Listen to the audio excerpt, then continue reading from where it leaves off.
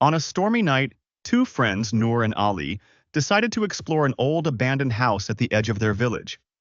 They loved adventures, and this spooky house was too interesting to pass up. They walked through the tall, creaky gate and up to the big wooden door. It was open.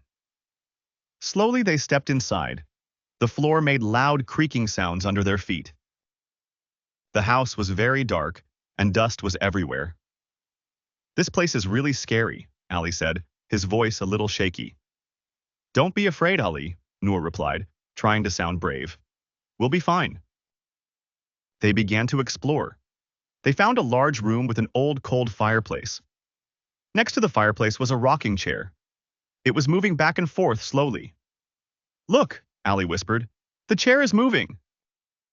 They were scared, but they were also very curious. They decided to stay and see what would happen.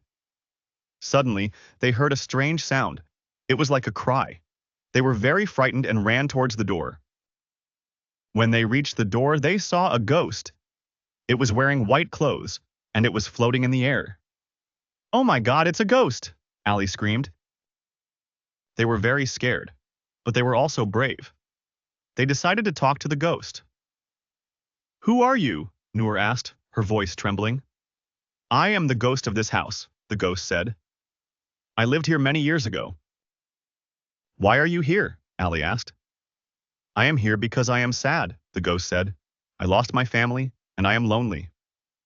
The friends felt sorry for the ghost. They decided to help him. "We can be your friends," Noor said. The ghost smiled and said, "Thank you. You are very kind."